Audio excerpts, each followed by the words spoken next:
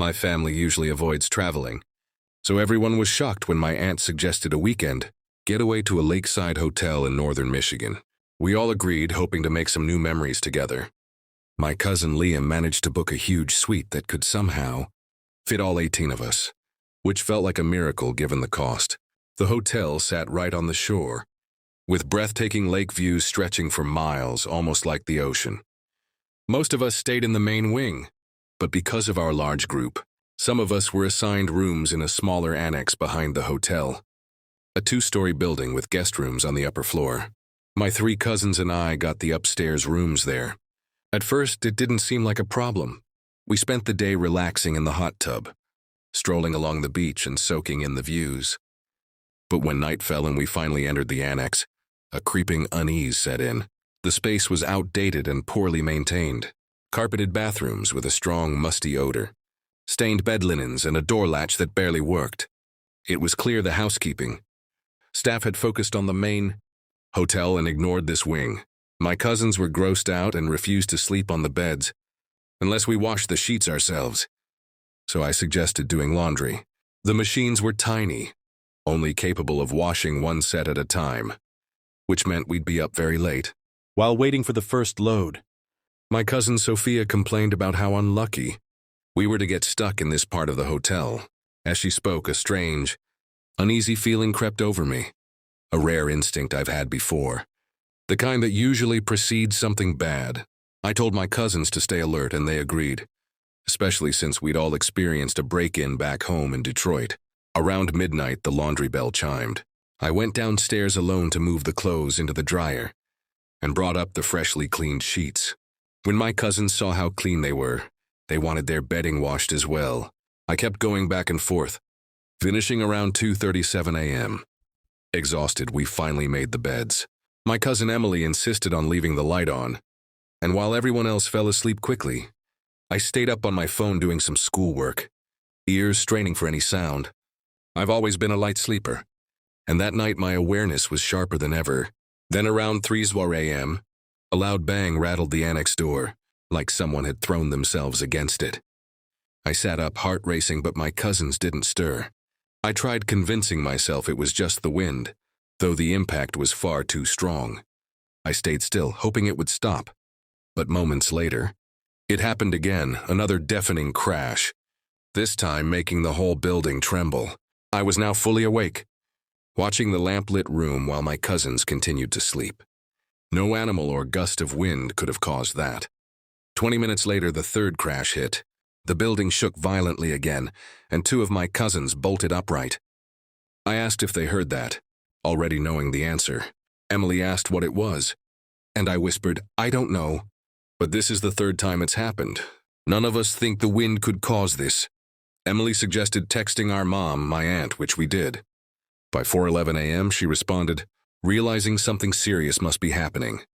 She woke my uncle, who ran outside to check the property. We stayed upstairs, too afraid to move, until we heard knocking. It was my uncle at the door, accompanied by my dad and a few older male cousins. That's when I realized this was serious. There was no wind and no one playing a prank. My uncle told us to grab our things and head to the main hotel wing. Then he mentioned someone had been seen on the property, which made my heart sink. We threw our belongings into suitcases and rushed out of the annex. Once inside the main wing, most of the family was awake from the commotion. We sat in the lounge, trying to piece together what had happened. I told them about the first 2 loud crashes, and my cousins confirmed the third. My aunt explained that when my uncle went out to investigate, she followed him. He shouted, "Hey!" at someone standing near the annex. At that moment, the door to the main hotel wing slammed shut behind her, with no wind to account for it. She feared someone might have slipped inside, so she ran to alert my dad and cousins. After searching, no one else was found inside. Then my uncle described what he saw. A man stood behind the annex, completely still, staring as if he wanted to be noticed. When my uncle called out, the man didn't flinch.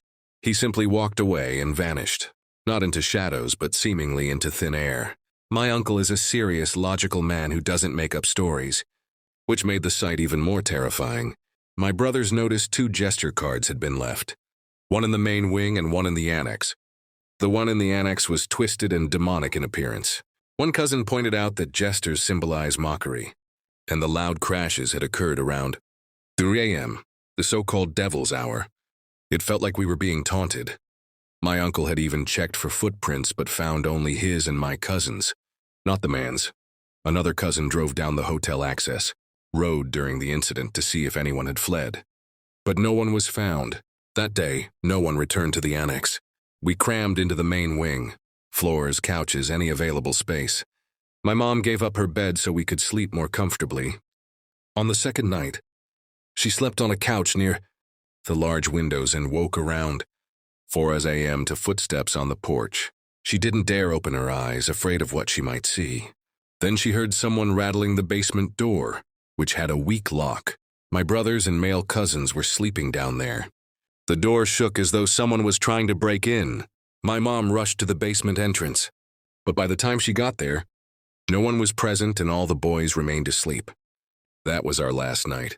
Though we had planned to stay until Tuesday, we left on Monday instead. On the drive home, we couldn't stop talking about what had happened. When my mom learned I had been going downstairs alone for laundry, she suggested someone might have been watching me, thinking I was alone in the annex. The timing of my last trip downstairs and the subsequent banging fit too perfectly. Theories started to form. Some suspected a local trying to scare us off. Others wondered if it was paranormal, especially because of the jester cards. My aunt pointed out that a normal person would have run if my uncle had spotted them. But this man didn't run. He just watched and disappeared.